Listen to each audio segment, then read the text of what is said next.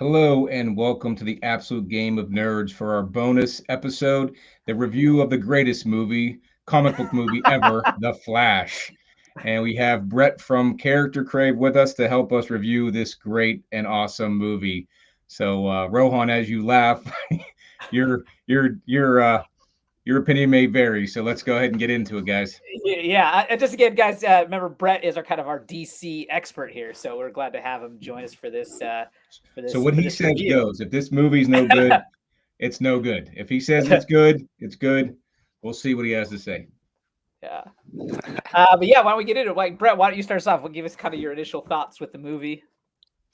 Yeah, so good to see you guys again. I'm glad to be back. I love coming on the show. So first off, I'm glad. Thank you guys for inviting me back.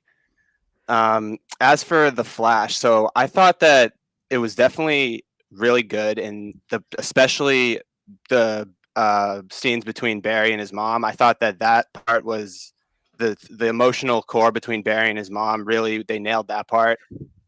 And I think that obviously they hyped it up way too much, unfortunately, which was a little silly of them to do, I think, because if they just and obviously the weird marketing, like they had to market it mostly around the Batman and Supergirl when it was really Barry's story. Like, let's be honest, it was a Flash movie through and through, and the others were just real other supporting leads, but they couldn't market it that way because of Ezra, obviously.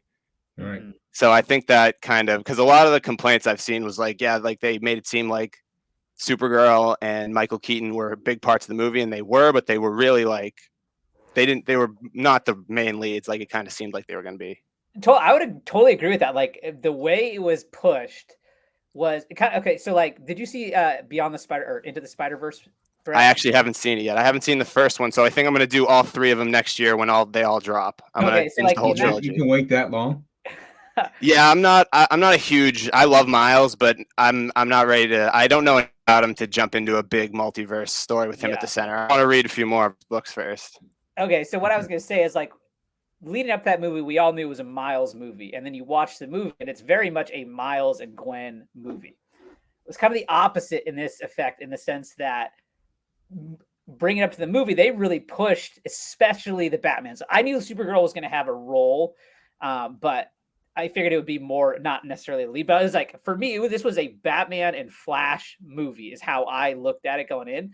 And yeah, he was definitely involved, but it was definitely Flash was premier the lead, and Batman was in a supporting role.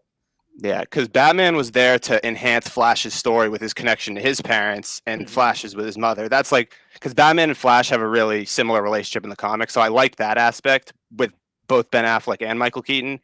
Barry Bruce relationship was really good, but he was only there because of that relationship to enhance Barry.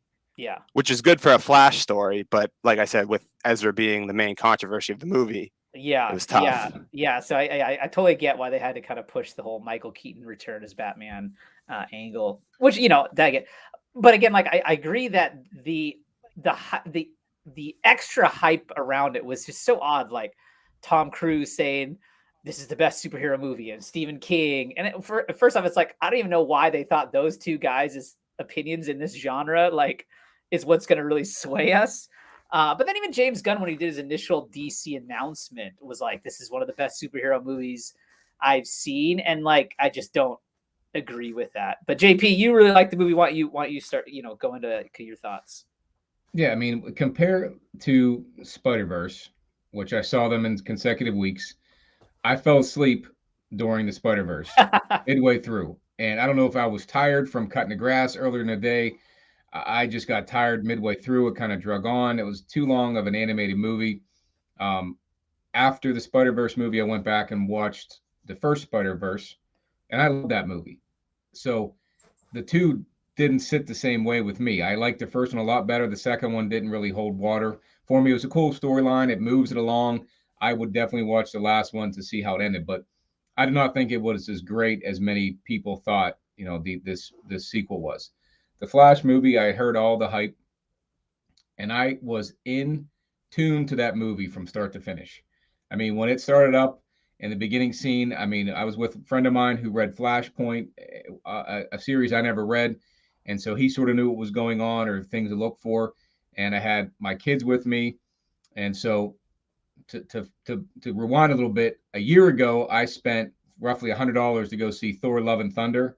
Left there completely ticked off at the waste of money, and then I went to see this movie with all my kids again. Cost me another $100. I would have spent more because I enjoyed that movie, and my friend and I just sort of were sitting there like picking out the Easter eggs and was enthralled the entire 2 hours of that movie. I think the comedy hit really well. The nostalgia factor hit really well. The Barry's mom, that stuff hit really well, depending on your background. I mean, I lost my mother about a decade ago, so it kind of hit pretty hard for me. My buddy's friend who was my friend who was with me, his wife, same way, so it kind of hit her pretty hard too. So it just was just overall good movie. I would not call it the greatest superhero movie, but it was definitely a fun movie I could watch again and again. Right? It's kind of like Thor Ragnarok. That's a good movie, one of my favorite. It's not Endgame, but it's a fun movie to watch, and I think this Flash movie really was. Um, there were a couple things we can get into. The placement of the movie in this summer, with the Aquaman movie coming out, the end credit scene, like all that, how that plays forward is kind of confusing. My buddy had an idea that how it's going to work with the multiverse in that regard. So we can get into that. But I think just overall it was a fun movie, well worth the money. Something I would buy on Blu-ray when it comes out or watch again on over and over again. Just it's fun to watch. Yeah, I mean, I definitely think it was absolutely entertaining. Like, I will not deny that. I had fun, watching it. And I would say, like, compared to previous DC movies, it's probably the best one. I would say it's the best one. However, as I've mentioned to you both in previous conversations, just the just style, the form of storytelling of this kind of Snyderverse is just no good to me, and I'm ready for a new direction with these characters. And so that's what I'm looking forward to. And like also like we also got to add the CGI was some of the worst CGI I've ever seen in an entire movie. Like I don't even understand how you watch the people that made that movie watched it were like, this is good enough, and like let it go out there like that. I mean, Well, so I I guess think yeah, which one are you go talking ahead, about? The JP. fight scenes? You think the fight scenes with, or No, which no, one in like when he particular? was in, what does he call it? The Right. Chrono Bowl? Is that what he calls it when he's Oh running yeah, and like the cameos and the Speed Force and stuff through yeah, the but just like multiverse. how everything was like in a circle and it was just like all of that just looked bad in my opinion, like real bad. Okay.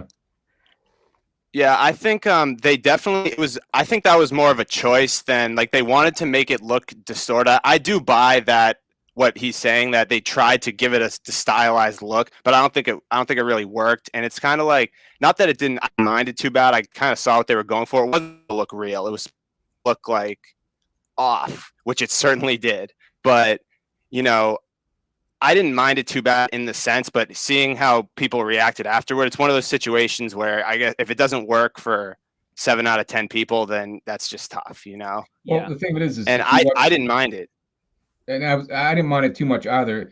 The part with the babies was a little bit not the greatest. Some were good, some Yeah. were off. So The fight scene that's one of was those scenes where I think like it's one of those scenes where it's like in a comic, like that's perfect. That's a perfect Flash moment. He saves all the babies falling out of that's awesome. But and even animated, that would work great. But when you try to translate it to live action, it's just because like the whole scene, I was like, this is so Flash, like this is perfect. But the way it all looked with the babies, it was tough. It was a perfect scene and concept. I just don't know if it's one of those situations where I don't know if superheroes always work the best in live action. right. Yeah. But that's the thing. If you look, the Spider-Verse movie is all animated, and they use specific graphics per character, right? Like Hobie Brown, not to spoil anything for you, but he has a different look than the rest of them. That kind of bothered me in the movie because they should all be the same style animation. So you can say the CGI wasn't the greatest. I've seen better, but I don't think any of the DC movies Snyder cut have had great animation. No, definitely not. Especially what's his name, Steppenwolf didn't look that Mm-hmm. good. When they re-engineered him in the director's cut was much better. But again, it was a comic book movie, and it had that feel to it, and it was fun to watch that scene. With the dog, and you can't put a real baby in the microwave, even if it's their Yeah. mom is right Yeah. there. You just can't do For that a stuff. scene like that, they did the best Yeah. they could, and it was like I said, it was so Flash. Like I Yeah. said, that felt directly from a Flash comic, like straight up that I just read. You know what I mean? And I enjoyed it. And the fight scenes was is it Zora L or Cora L? Cara L? Kara Zor-El. Yeah, her dad's Cara on Krypton. They just give the dad's last name, so her dad's name is Zor-El. Okay, so her fight scenes sometimes are off, sometimes are good. I thought General Zod looked CGI'd pretty good, and I didn't look like the real character was actually. I thought they may have just reanimated him from. Yeah, I was actually curious. Did they actually refilm scenes with the actual actor, or did they just like regenerate? I thought that he shot new scenes, but I honestly don't know. He didn't. He had an interview and he didn't say a whole lot great about the movie, like that he enjoyed his time or that they. I think he said something along the lines of he didn't think that they used his character appropriately or he not to the full extent in this movie, which they didn't. But it wasn't meant for that. Well, yeah, and he had his mask, even though it was clear, he had it over his face the whole time. So like it was hard to tell, like, is that actual CGI or is that him, I would say. Yeah, and then coming to the CGI again, whenever the Infinite Earths started to collide or crisis there, whatever they were going to call that, I thought they could have used actual movie footage from Superman and Supergirl from back in the day as opposed to CGI. Yeah, I thought that would have been better. They reused dead people. They compensate the family, and it's good to see Christopher Reeves one way or the other again. I'm not going to complain about that. I don't think it's anything bad against those who have passed. I think it's a good tribute to them if it's done correctly, and I think it was fine. It could have been done better, and they could have probably pulled in some other characters. Like, why was it the Flash from the CW and not the Flash? I know they want to use that helmet from the Golden Age Flash, but they probably could have.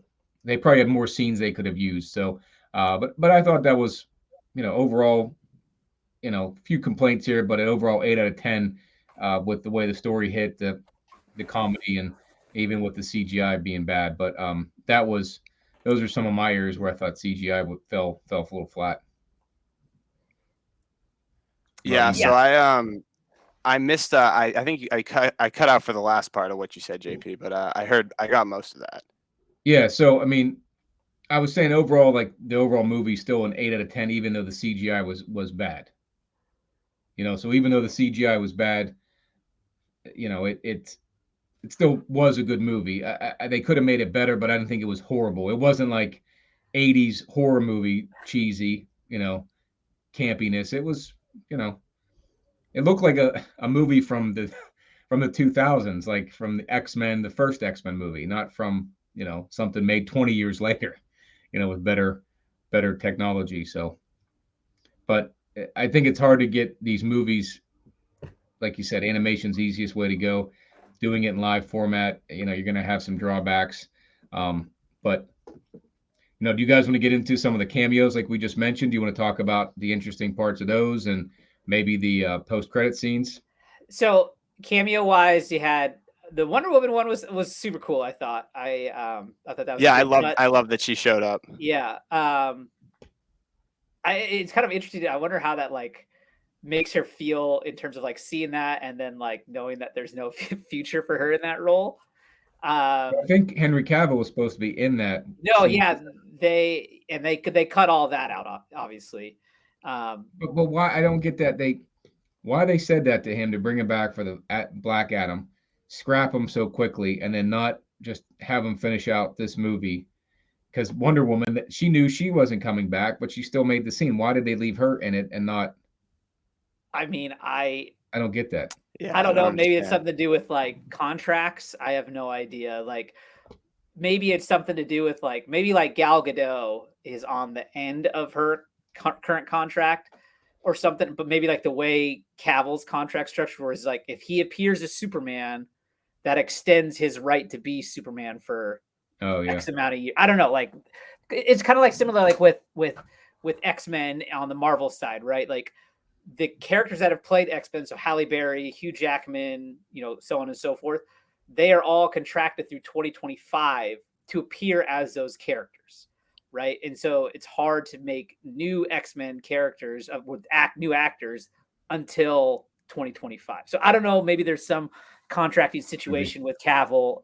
That stuff, who all knows. But yeah, the Wonder Woman cameo I thought was great. Was there what other cameos were there in the actual movie, but not the post-credit scene? You had Jeremy Irons.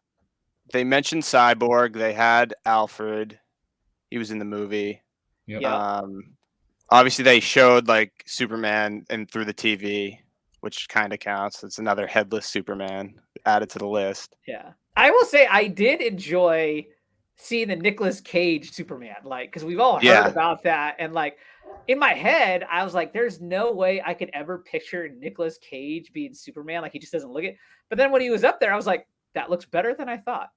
The mullet. Yeah, I could have got behind him with the. Yeah, he would have had to have the mullet, like 90s, like just came back from like the reign of the Superman.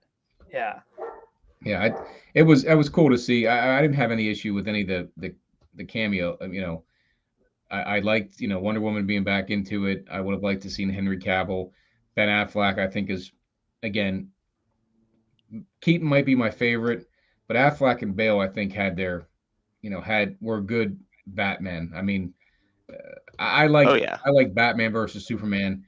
And I like the way he kicked the crap out of a bunch of those people in that warehouse scene. I mean, he just pummeled. The warehouse scene in Batman is like the one. It's still the best Batman fight scene, I think. Great scene, yeah. I could watch it over and over again because I just think it's badass, and I think he was badass because he had a better look to him than Bale did. He had that more of Dark Knight look. Oh, see, I disagree there. I think Bale is much more. I like the Bale aesthetic much more than the Ben Affleck. If you have Affleck in that costume, in the Batman costume from Batman versus Superman, he looks just like the Dark Knight series, right? No, he does. Yeah, he does. For what they were going for, I do. Yeah, he literally looks pulled from Frank Miller's. Yeah, I agree. I agree with that. I just think I just like the Bale aesthetic much more. But yeah, you're right.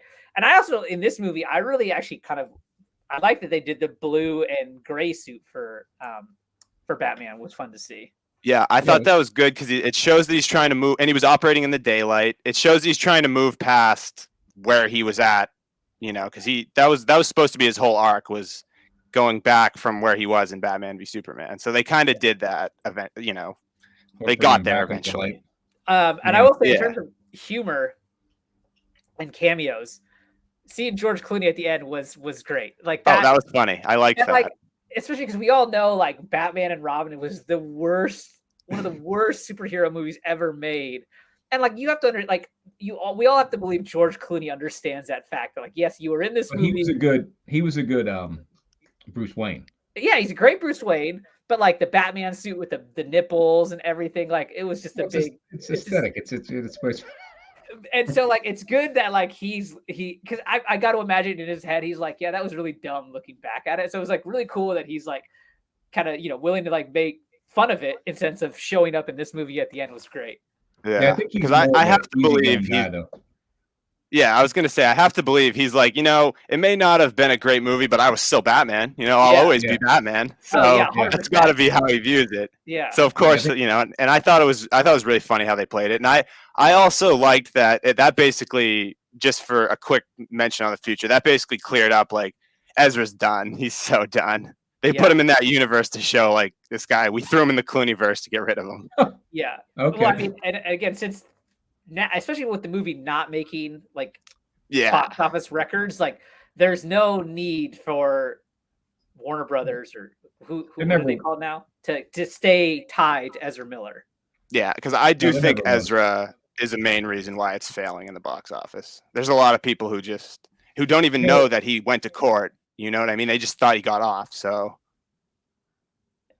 I mean, I think the failed dollars has a little bit to do also just with, like, last week it was Flash this week. The previous week was like the Transformers movie. The previous week was the Spider-Verse movie. Like, there's a lot of competition. And so, like, for people to go, a lot of these, of all three of those franchises, that's a lot of the same fans. And so Oh, we're waiting for his point here. Rohan, we're waiting for your point. You're going to say something intriguing here. We're waiting for it, but I think I get the gist of what he's saying. He froze. All right, you see me now? I hear you now. Now I see Okay, you. yeah, there we go. Okay, I was just saying, like, I think it's tough. You're about Like to a make lot a of big point there. well, I was just saying, like, for all three of those movies, a lot of the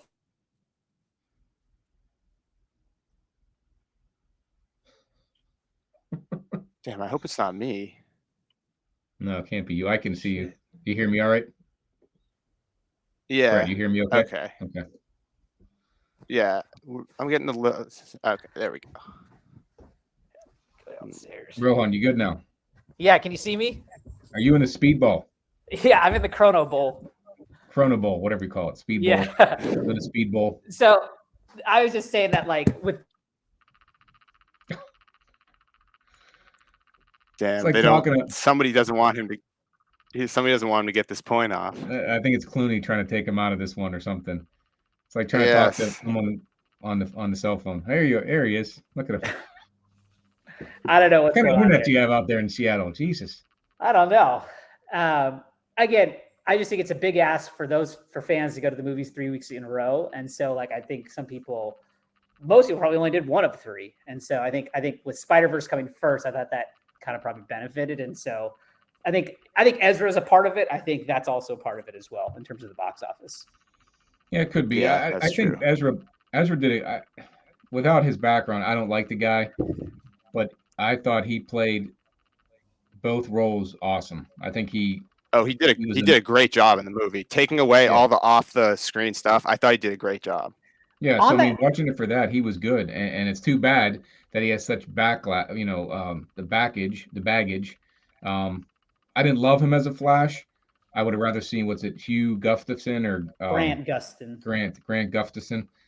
Would have rather seen him make it into this movie if they could have dropped Ezra Miller, but Ezra Miller did good in this role, and I guess it's good he ends on a high note with the way he portrayed the character, in my opinion. But I don't think that karma is the correct karma for what he did, what he's accused of doing. So that's unfortunate.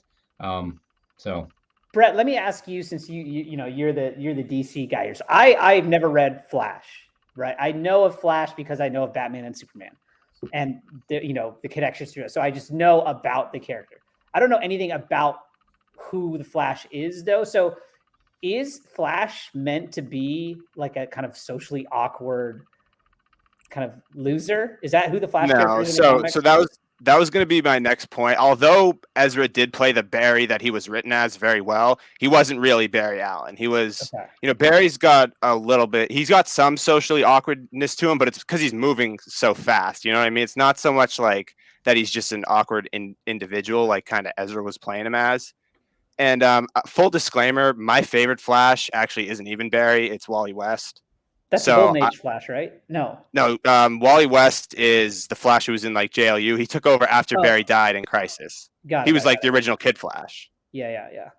So that's the Flash that I like mostly read. Like most of my Flash books are actually with Wally West. So that being said, I don't know Barry as well, but like he definitely wasn't the Barry that I've read. But that being said, the Barry that they gave him, like the Barry he was playing, he was written as, was a good job. And the young Barry from the other world reminded me a lot of Bart Allen, Impulse from the comics. I don't know if you guys have heard of him.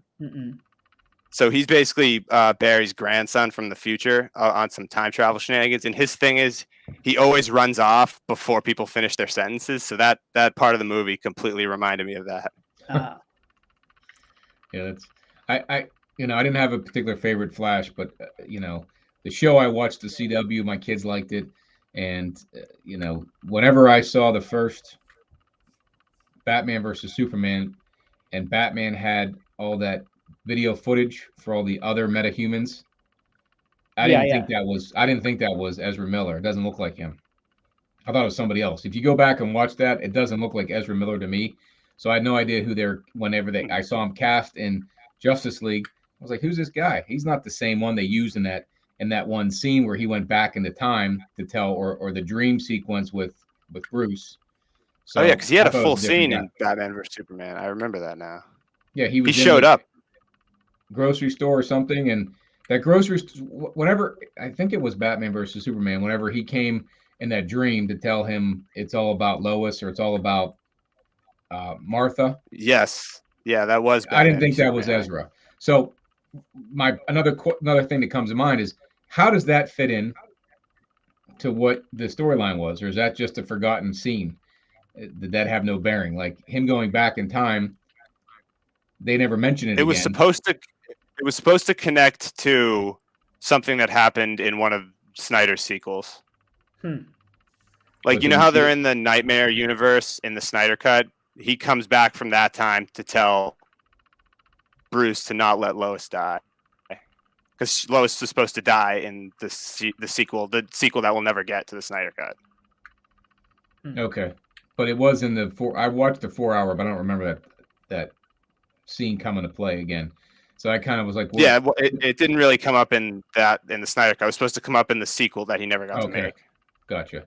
So, like, I'm thinking, well, we had that whole Speed Force or Speedball or Corona Ball, or whatever how we call that thing, and Chronoball. Corona Bowl, Super Bowl. We'll call it the Super Bowl, and Yeah. you know, so I'm like, we got to reference stuff that happens in the past because one of one of I listen to a lot of different reviews of this movie, and when people talk about movies that go back in time or use the time, going back to the future as a, as a, uh, the main gist of the movie, they have to keep to their rules, right?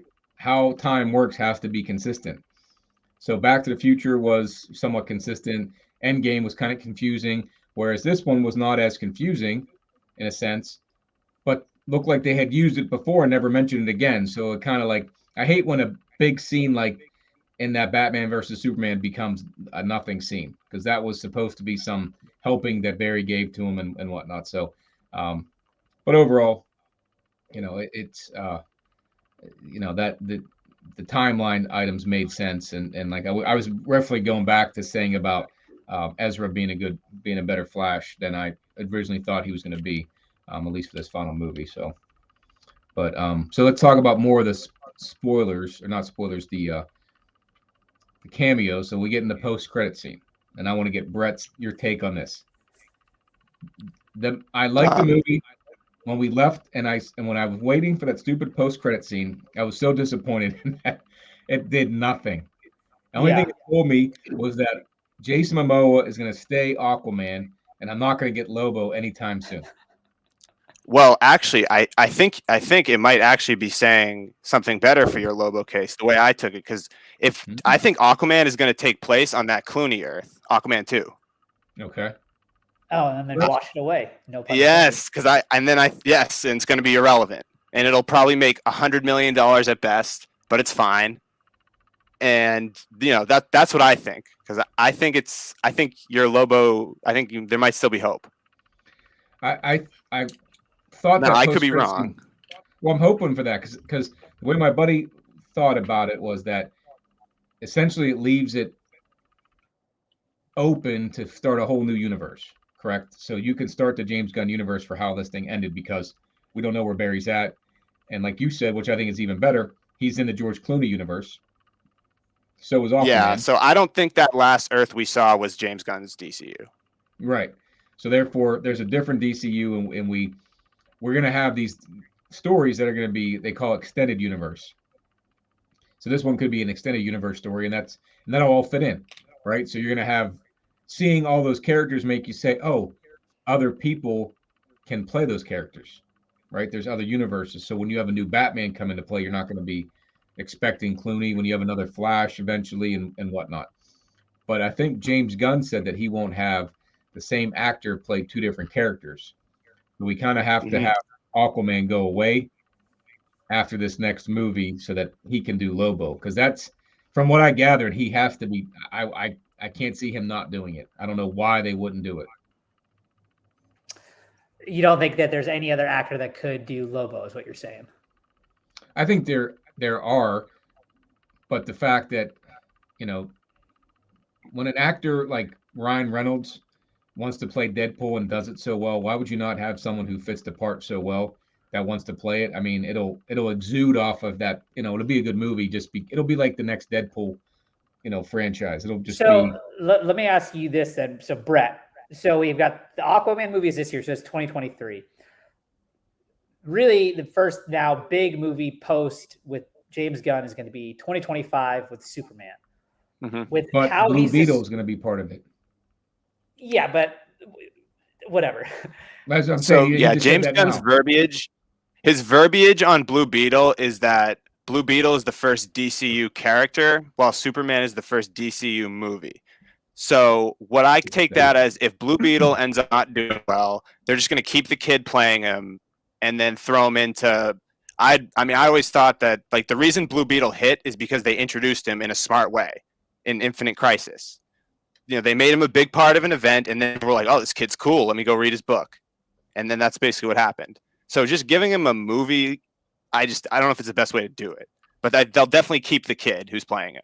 So my no question is, though, based on what we know of what James Gunn has laid out for the future of the DCU, how far down the line do you see it being a good point for Lobo? Because again, I don't read DC much. So how does Lobo relate to everyone? Where does he insert in a good spot? My point being is like, if Superman's 2025, Lobo may not come in until 2029.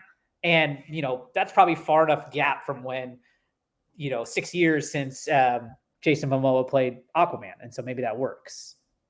Yeah, that could definitely work. Honestly, though, if they want to turn it around, like Lobo could show up in Superman Legacy. It's not entirely out of the woods. He could show up for a 10-minute fight scene, But also a Lobo series where he explores the galaxy doing bounty hunting missions could be a good way to establish the state of the main galaxy. There's a lot of things they could do. So I wouldn't be shocked if he literally just like that'd be crazy out of nowhere if he just surprise shows up in Superman Legacy for a fight. Yeah. And it's Momoa. That would be out there. That would be a cool way to introduce him. And then maybe have him in a, Max show, HBO Max show. Because exactly. that Green Lantern show is going to be HBO Max or Max, whatever you want to call it now. And they could have a crossover episode. Right, but they were saying that the Green Lantern was going to be staying earthbound or something. So I was like, why would you make the Green Lantern earthbound, like within the Earth realm? I think galactic. Isn't the Green Lantern? Isn't that the case that the mystery that they uncover is revolved around Earth, but there's still the intergalactic Green Lantern core? Yeah, that's what it was. It revolves around Earth. They say terrestrial based, so that leads me to believe they're going to be doing a bunch of episodes on Earth, but I would be shocked if it's not the whole sector 2814. Yeah. That's what I was hoping for. I don't know if they'll be like traveling to Oa that often though. You could bring Lobo in that way. Not that I'm aiming for Lobo, so I have. And Lobo can come to Earth. Like he goes to Earth for contracts all the time. So yeah, so you bring him in. Lobo could be looking for the same thing the GLs are. Yeah, so you could bring him in on this whole police thing they're calling about. It's like supposed to be like a mystery or a detective type. Yeah. So you bring Lobo in, show him in the Superman movie, bring him in the Green Lantern, and then maybe he has his own HBO Max series or a movie. It doesn't have to be a movie. I mean, Peacemaker was an awesome series in itself. It doesn't need to be a movie. So it'll be kind of interesting. So I never watched that show, but there was that popular show on Showtime, I think, called like Dog the Bounty Hunter. If they kind of like did that with Lobo's character and like did a thing like that, that could be kind of fun. I've never heard of that show, but it sounds like he probably follows him going on like a mission of the week, if I had to guess, right? Well, I think so. I think Dog the Bounty Hunter was a real life thing. So it's like, oh really? Oh yeah. God. So like people would hire this guy to like go. He wore these sunglasses. He had like white hair that was kind of curly in the front and a long mullet in the back. Always wore like a cutoff shirt. He was built, and he had a whole group of people, including his wife, just going around catching people, and it was entertaining to say the least. And so you could like play off that and then make the Lobo kind of stylized, kind of similar. I think would be kind of cool. But that's again what I wanted. I was, as much as I like the Flash movie, I was hoping that post-credit scene would have some type of cool like direction James Gunn's going, like a Lobo, Dog. I also wanted answers. I also You know? wanted answers in that scene. Yeah. And you didn't get it except more confusion. So that was kind of ticked me off because I think there's a lot, and I've said this 100 times. There's a lot more fun characters that DC can use, that James Gunn can use going forward to help this franchise out. You don't need the big three, the Trinity. Green Lantern would be It's true. great. Lobo would be great. You bring in Booster Gold. You bring in Firestorm. There's many to be brought in. Shazam has been brought in.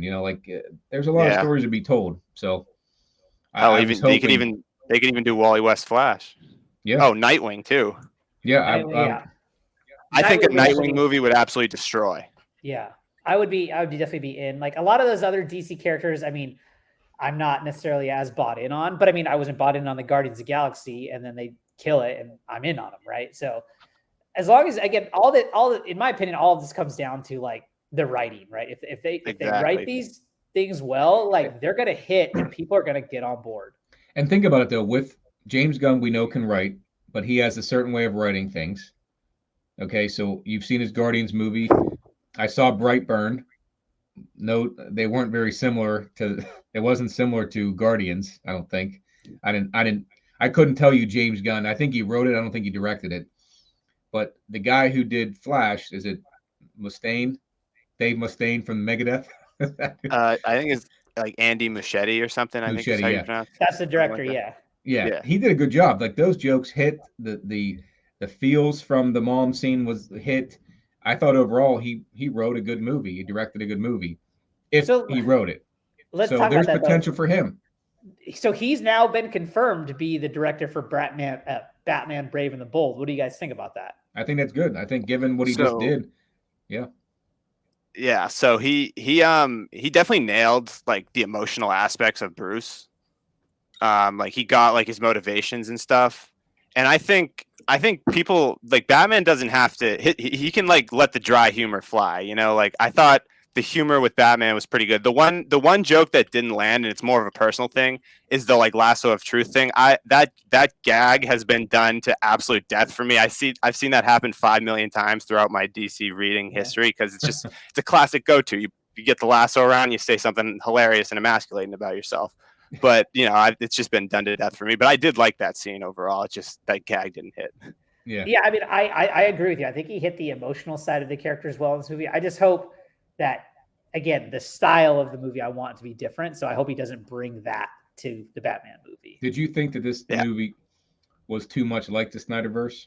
Yeah, I thought that's exactly my issue. Is I felt like they had this mold that is the Snyderverse, and they stuck to that mold for this movie, and I want that mold to be broke. So when you watch I think Suicide it Squad, will. do you see a complete difference? What's that? When you watch Suicide Squad, the movie with Peacemaker in it. So I have not seen Suicide Squad the second. I hated the first movie so much that I was like, I'm not wasting my time. You gotta watch that second one, man. Holy crap! The second one's totally different. Yeah, I've heard it's totally different. I probably should watch it, but did you watch Peacemaker? Yeah, I did watch Peacemaker. I enjoyed Peacemaker. Oh, so the feel of that is different than the feel of this Flash movie, right? Yes. Peacemaker definitely has a different feel, so I'm good with that. I will say on that note, though, and I've said this about the MCU, like, again, like, while I think a lot of these movies should be balanced with humor, like, to me, I definitely want more serious. I want the movies to be more the tone of them to be more serious than more comical, right? And I know, like, James Gunn is all about that kind of wonkiness, and so, like, I hope that doesn't carry over into all of the movies. Yeah, where'd you fall on the balance in the Flash, Rohan? It was, again, my main issues with this one was it was just too much Snyderverse stylistically. Mike, okay. To jump on that real quick, does it feel Snyderverse because the same actors are in the movie? No. To me, that's like, what I'm wondering about. To me, just the way it looks, the way it just plays. Like, if you had told me Zack Snyder directed this movie, I would not have questioned it. Yeah, because Suicide Squad has a different. I mean, it's different characters, so that's why it looks different to me, and it seems like a Guardians of the Galaxy but DC version to me. Yeah, Peacemaker. No, the Peacemaker TV show does not feel Snyderverse to me at all. No, does not feel Snyderverse. It doesn't feel Guardians either, but Suicide Squad did to me. But that's why I liked it. That's why because I like Guardians and I like Suicide Squad. So, um, we'll see. I think a fresh take with characters will help erase that Snyderverse feel you have, right? Yeah. Bringing that Booster Gold, that name them all, that he's Green Lantern. People we haven't seen in years Yeah. in movies would definitely help out. So, I don't know. I think the guy, their director, did a good job. I'm glad he's going to be on Batman: Brave and the Bold. The True Tell is going to be that first Superman movie. How does that going to come out? Is that going to be wonky? Yeah. I You know, mean, like I would say like the goal for DC has got to be that Superman movie has got to be what the Iron Man movie was, right? yeah, To set this thing off in the right direction. And that's one thing I will say too. One thing I really want, and I've mentioned this before for the DC movies, is I want them to be really good because I want there to be competition for Marvel to up their game. And to me, Yeah. The Flash does not do that, right? This movie does not tell Marvel like, hey, we've got to kick it back up into high gear. Like, to me, this is like, we can still stay complacent. Like, I want both of these studios going head to head, pumping out the best stuff possible because the thing of it is that DC seems to always be behind the 8 ball. They're doing their multiverse after they did their Dark Side / Steppenwolf after Thanos, multiverse after Marvel, and the appearance of all the Batman after the Spider-Man movie. Yeah. And that's the thing too. Like DC needs to just, in terms of making their movies, don't even think about what Marvel's doing, right? Exactly. Don't try and match. Don't try and stay step for step. Start over, blaze your own path, build your dream universe, James Gunn. Don't worry about what Marvel is doing. Like that whole need to like stay step for step with Marvel is what I think is one of the main reasons I think that DC failed so much in this entire thing, right? Because like Marvel started off and they built up to the Avengers and it was a home run, right? I think DC saw that and was like, well, crap, we should have started this as well. And they like jumped in there and then it was like Justice League and it was train wreck, right? They've got to just do their thing on their own timeline and not worry about Marvel. Yeah, so I do agree, but the only thing that I will say is that I think that it just came down to the choice of Zack Snyder, because I'll always say that the Avengers we don't even remember. You guys will probably remember this. The Avengers were not household names before the MCU, not like the Justice League. No, you know what I mean? Like there was no really comparison. The Justice League was being compared to the X-Men. You know, like. So I didn't think that Batman and Superman least of all. Like we just had a Batman trilogy at the time of Man of Steel coming out. We weren't even done with Nolan's trilogy. So I just think that Zack Snyder was the wrong. If they had chose James Gunn back in the day and he went with Superman, Batman and Superman, not a versus movie, a team up movie, then right into Justice League, that could have worked if they were all good, you know? Yeah. That's one thing because they tried to do it differently. Yeah. And it just was poorly. Someone tell Zack Snyder to just like go away. Like every like month, I feel like he comes out and he's like, I just feel that people didn't get what I was going for with these movies. Everybody understood it, man. No, bro, they just sucked. Like I'm sorry. Like my thing of it is and it was a bold choice for an Elseworld. Yeah. I don't you know what I mean? Like I wasn't collecting back then. I was just enjoying the movies, so I liked them. The Snyderverse movies. I liked all the Marvel movies. I had no expectations. I was just so happy to see the stuff I remembered as a kid on the big screen. And now that I'm into the collecting aspect and trying to, I guess in a sense, speculate on who's coming out next, you get let down when you don't see those characters in those movies. So I have been let down just about in every movie, in a sense. This Flash movie was good. Spider-Man, is it Homecoming or No Way Far Home From was Home? awesome. No Way Home was awesome. But since Endgame, and I wasn't collecting during Endgame, so I just enjoyed that movie. Mm-hmm. And now that I'm collecting, I really have been let down almost every movie except for a few. So I don't know if that maybe be the issue, because if you know too much or expect too much, maybe can be let down. And James Gunn, there might be some high expectations for him, and that may fall short too because it may not live up to what we're hoping for. Yeah, Right? that's true. You're the But DC guy. I You do may think, have this idea, and you may not get exactly it. yeah, that's why though I will say that I'm pretty open. Like even with the Snyderverse, I was for what it is as I view it as an Elseworld, and it's a different universe where things happened a little differently, and it's pretty unique when you look at it that way. In my opinion, it's just the issue was that was front and center as this is the DC universe that most people are going to see because Right. and I think that like if that was even the Snyderverse movies were animated and it was a smaller audience, they would have done well because it's just like it's a unique take for sure, and it's interesting in that sense because you don't often explore what happens when Batman crosses the line or if Superman struggled with his humanity.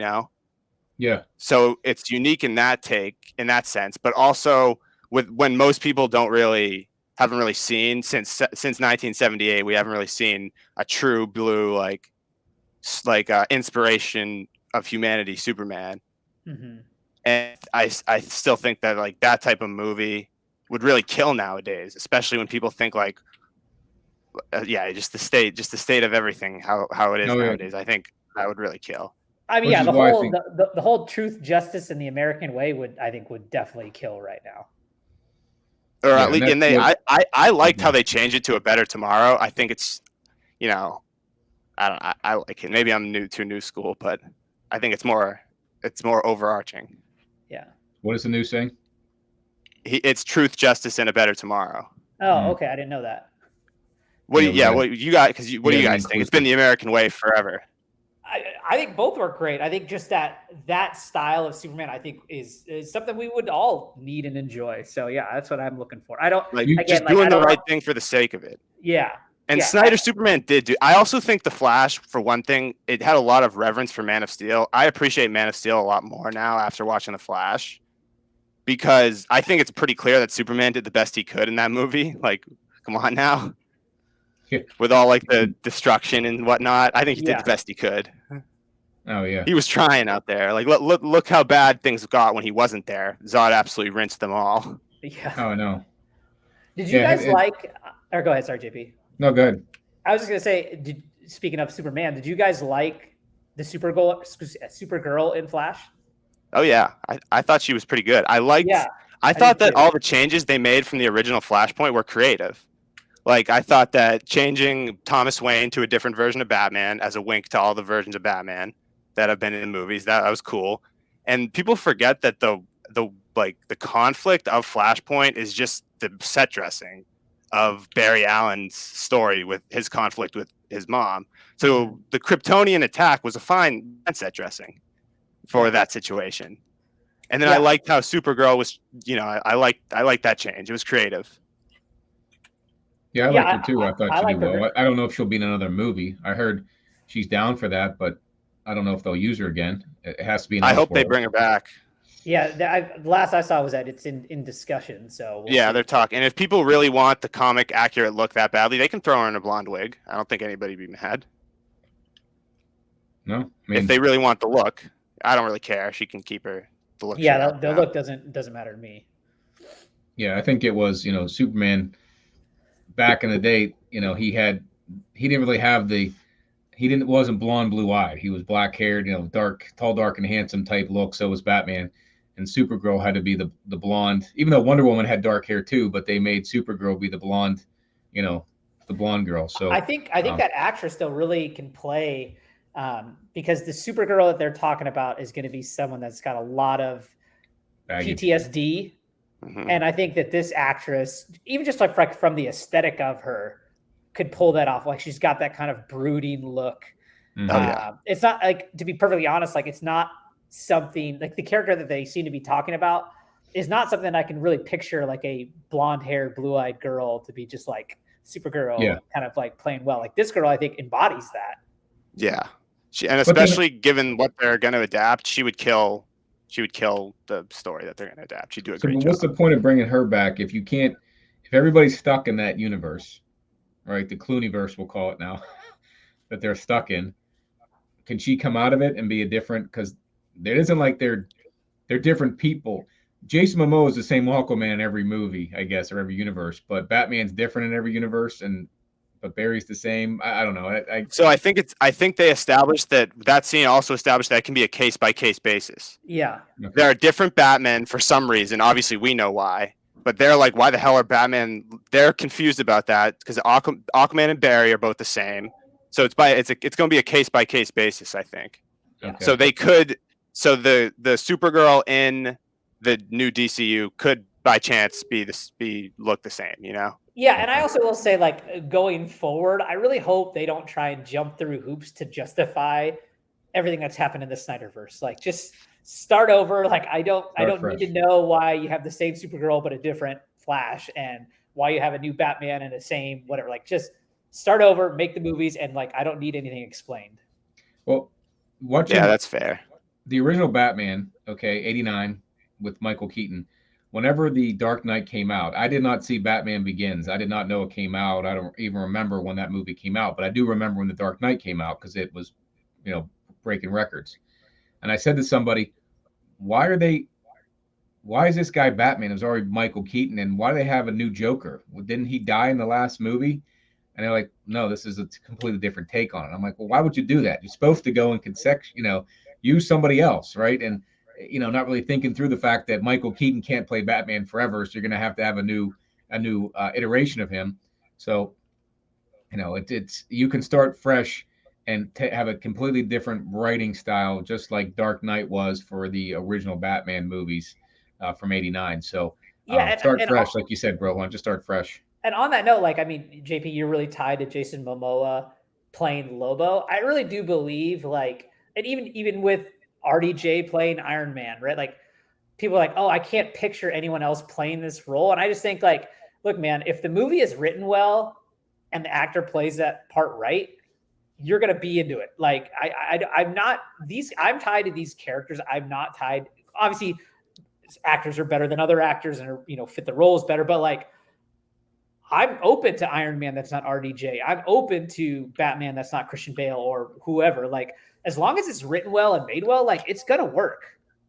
Yeah, I'm totally with you there, Rohan. Like that's why I was kind of, whenever all the Henry Cavill stuff went down, I was like, yes, this is a shame. I do wish he would continue as Superman. But the part that we're all missing is that we're getting a Superman movie. Like, come on now, it doesn't matter to me who plays Superman as long as he does a good job and actually acts like Superman.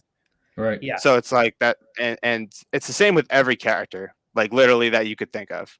Yeah. Because I'm tied, like you say, I'm tied to the character. Except for the voice of Batman, there will always be King Kevin Conroy.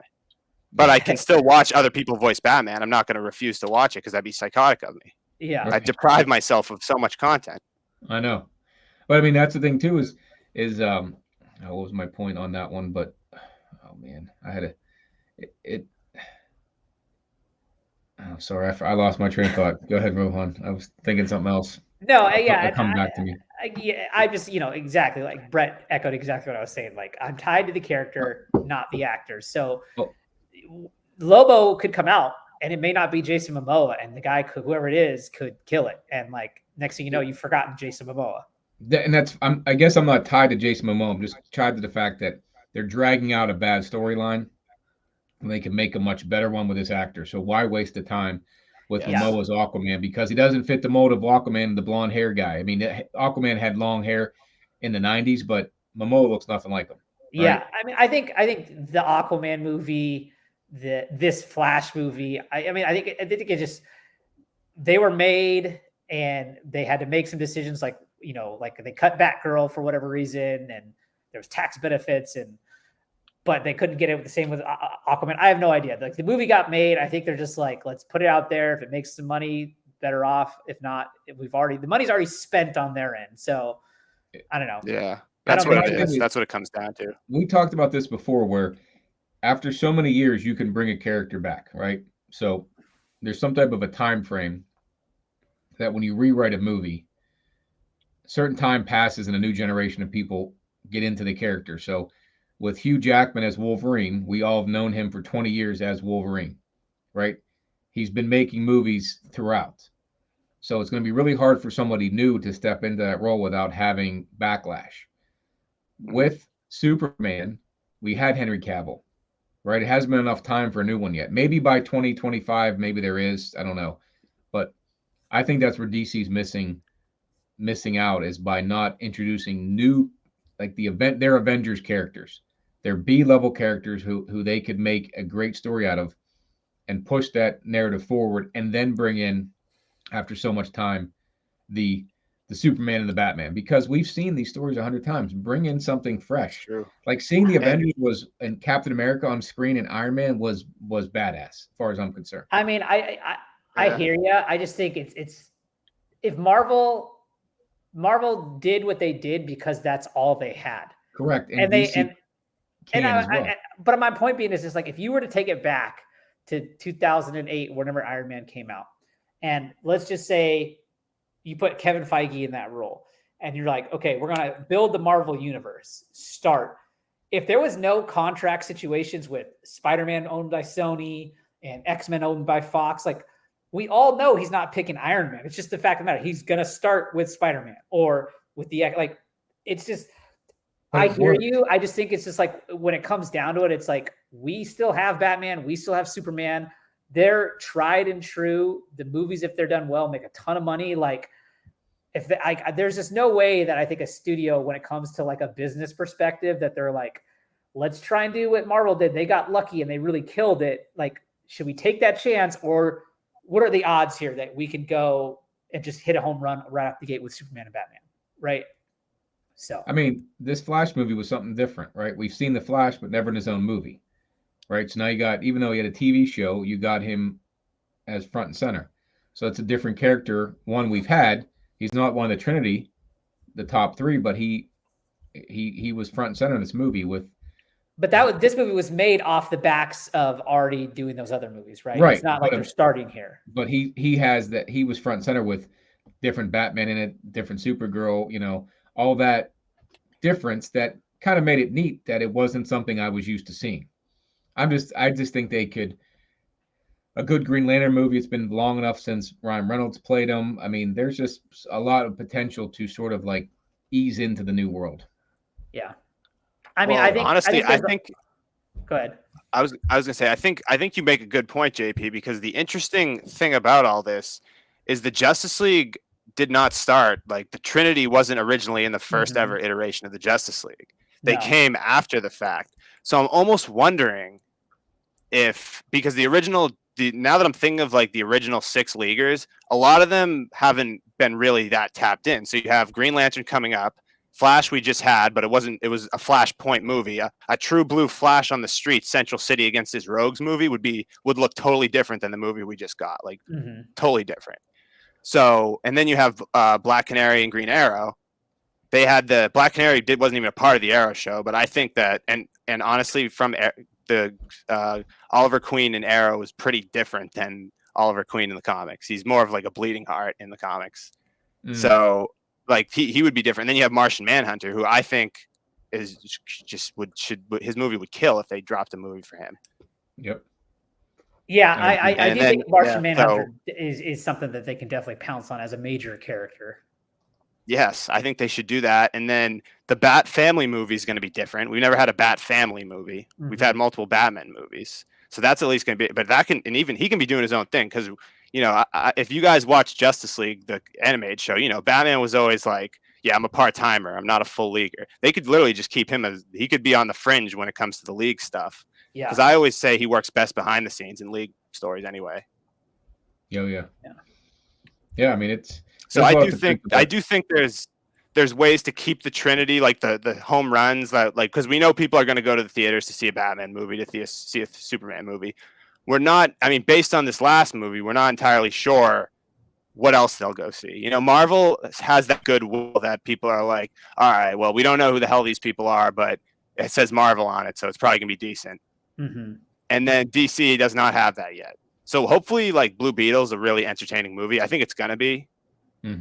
But I'm hoping people, see, that's the thing. Like, DC needs Superman Legacy needs to get slam dunk reviews. Like, once the movie comes out, not by like random people, by actual like reputable Fans. sources. Well, Yeah. Actual sources that people listen to. Yeah. I agree. Like, it needs to get slam dunk reviews, and then people will go see it, be like, oh, it's actually reviewing. But most DC movies get middling reviews at best. Like the Batman did solid reviews, and people went and saw a 3-hour noir detective movie with like 4 fight scenes. Yeah.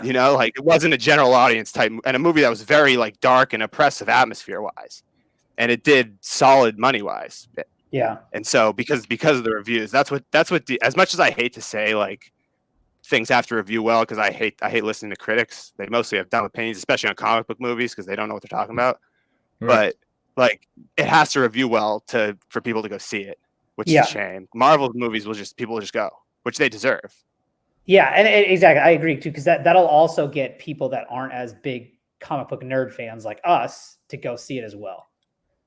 Yeah, because that's the thing. Like, people, like, if you're a huge comic book guy like us, obviously we're seeing the Flash. But if you're not, maybe all you've heard about the Flash is Ezra Miller's crimes, and that's like, it's like, okay, why would I go see that movie? That's why support him? Yeah, and like I said, I've seen a lot of people literally think that he just hasn't had justice at all. He went to court, and like, he's not in jail doing jail time, but he's obviously getting punished for it. Most people don't even know that. His service work. Yeah, and maybe the punishment is weak, but my point is he did his time in court, is my point. Which most people, I've seen a lot of people just think like he's just running free. Like, nah, that's not what's happening. So, all right. Well, let me get last minute. I think we reviewed this pretty well.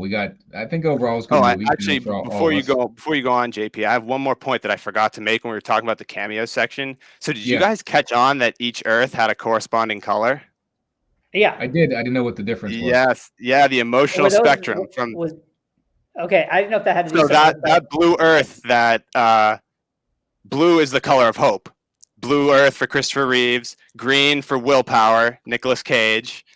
You can, he willed his Superman into existence after all these years. The one thing I didn't get was Adam West on the yellow Earth, which is supposed to be fear. I guess that could be ironic. What do you mean? Because it's kind of funny. Like, Adam, of all Batmen, you don't consider Adam West being associated with fear. No, definitely not. Instilling great fear. So I think that's kind of a gag, because he is Batman, but Batman instills great fear, but not necessarily Adam West's version. Yeah. No, definitely. But yeah, that part actually got me giddy in the theater. Like, just the fact that they were all corresponding. There was a red Earth that we didn't see the Superman on there. But that was where the Flash was at, wasn't it? Wasn't that where Wally West was running? Yeah, when he first met like the Dark Flash, which we didn't even talk about because that's how irrelevant he is in the movie. But when he finally shows up and he's seeing all the Earths, each Earth has like a color. The blue Earth of Hope with Christopher Reeves was really cool. I thought that was awesome.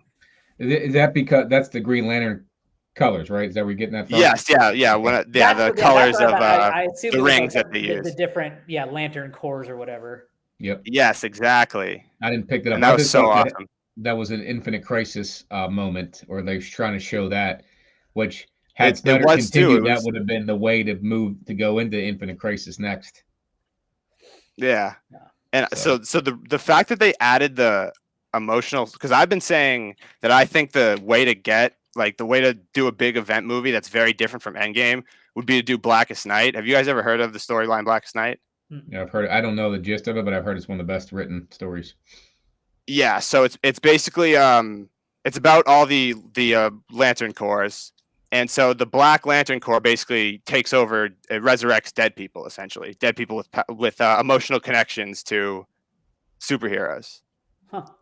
And so I think that event, if they were to build up like the mystery that they're looking for, could be something to do with that. I think Blackest Night would be really cool. That sounds great to see in movie theaters. It's one of those ones I want to, and it'd be very different from Endgame.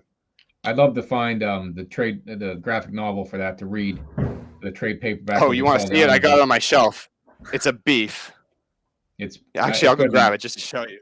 Yeah, I want to see how big it is, because I almost got Superman Legacy or All-Star Superman at at the library the other day because I wanted to read it to get ready for it. Holy crap! Whoa. What's that thing cost? It's got to be $100 or $150 for that damn thing.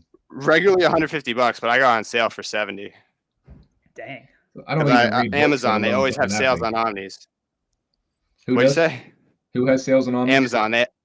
Amazon. They have sales on Omnis 24/7. It's absolutely awesome. Okay. Because I don't read books, Yeah, and that looks like too big a book for me to read because that looks like 1,000 pages, and I just JP needs. yeah. JP needs I think it's pictures. 1,600 pages.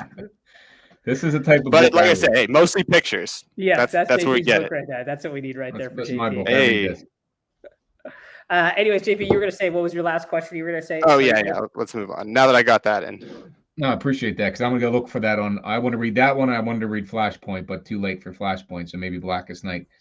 But I was just gonna say the overall rating we give the movie. If you want to go, let Rohan go first. What would you give the overall rating for your So movie? out of 10, I would go 6.5.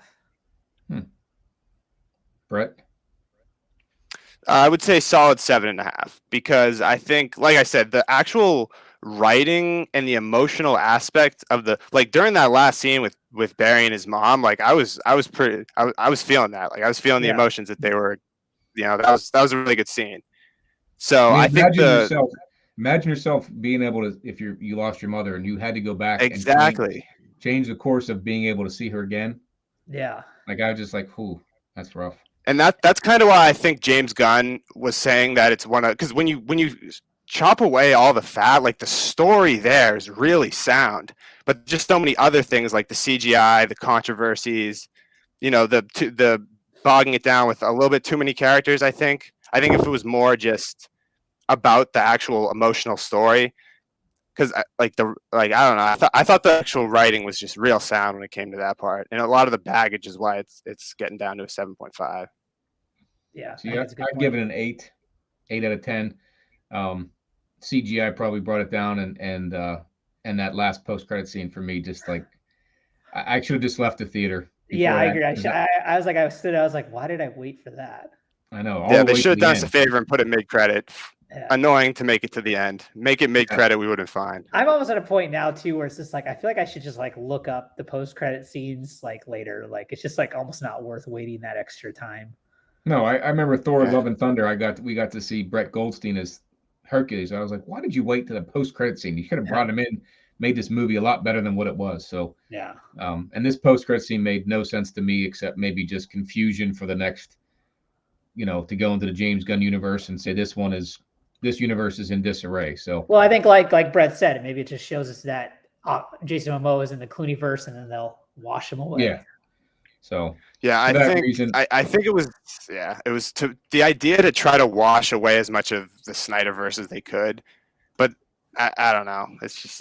We'll have to see when Aquaman drops, which I'm probably still not even gonna go see it, but we'll find out what Earth it's on, and that's gonna be the key. I haven't even seen James Wan has come out and said that it's not going to really be. It's going to feel really standalone. I guess he's come out and said that. The Elseworlds, that's fine. It's just hard for me. For me, everything you have to mesh together, but it kind of gives some creative freedoms for other movies to step in and bring other aspects. Like you can have the Avengers storyline going this way and do an Elseworlds over here, in Marvels, and not take from that story. And DC can do the same thing. The Elseworlds can be a way for some other good director to come in and not mess up the storyline that's going on. It doesn't have to be in continuity. So we'll see. I'll probably see it, but I didn't love Aquaman. I didn't think it was $1 billion movie. I'm shocked it made that much money. So I'll probably catch the next one on TNT when it comes out. So I'm looking forward to Superman Legacy when that comes out. So definitely. But in that's going to be Blue Beetle. I think looks like a meshing of Spider-Man and Iron Man together. So I just hope they're not taking too much off the Iron Man shtick with it. Is all I worry about. Yeah, we'll have to see how much it happens because they do have, especially now that when they did the bleeding edge armor in Endgame, like that's very similar to how the Scarab works. And at some point that's just it. I that's hope they gonna can be- do different. From the trailer, it seems like Iron Man never pulled out a sword, so that could be cool. Yeah. Like a massive, that's- a massive great sword. What it looks like from Final Fantasy or something is what. Yeah, it's it does. Yes, Totally looks like exactly. that. Iron Man was Yeah. never doing Final Fantasy moves, so like No. they could, if they keep it more of like crazy stuff as opposed to just big guns, which Tony did a lot of, then I think it'll be good. But that's the other thing too with DC coming in after the fact with something. Yeah, Blue Beetle looks too much like right? that. But we'll see. I like the character. I think this, just to get back to the Flash movie was a good ending point for me for Snyderverse. This Blue Beetle will be a good movie to catapult something different. So I think the future is bright for DC. Even though you guys, Rohan, you liked it the least. Brett and I were pretty much similar on this movie. This was a good DC movie. Can be watched again over and over again. No bearing on the future, but that future is bright because I think this director and James Gunn will be able to write a great overall arcing story for DC. So I think we'll be in good, I still have a lot of hope and faith for the upcoming DCU. So this movie, yeah, I think this would just end it. It was a good way to end it. I was happy with it. Kind of, it wasn't like Endgame ending, but it was just like an ending that I'm cool with it. Let's move on. And to be fair, Endgame was so good because the universe itself was successful. That is a key. Correct. It's hard to have an Endgame when the universe failed. Yeah, 100%. Exactly. So for that's another that I try to remind myself, for an ending to a failed universe, not bad. No, exactly. Yeah. That's pretty that's how I looked solid. at it. That's how I looked Good at way it. to It put was just like it's solid, ended the Snyderverse. Let's move on. And we'll see what happens with Blue Beetle just a couple more months. So Definitely. Right on. all right, Brett, y'all. thanks for coming on, man. Yeah, thank you guys for having me. I love it. We'll have to have you on for all our DC movie review episodes. So Yeah, Blue Beetle. You have I'd to love make to. sure you see it, Rohan. I know. Oh Brett yeah, will yeah. see it. Blue Beetle, I'll definitely be seeing. all right, yeah, That movie's exciting. I like Jaime, so the least I can do is support the man. Yeah, Yep. I'll go see it. Awesome. Yeah. All right, guys. Well, we'll see you on the next review or the next podcast. Like, comment, subscribe. Appreciate your time, Brett. Everyone have a great rest of your weekend. Peace out. Yeah. Later.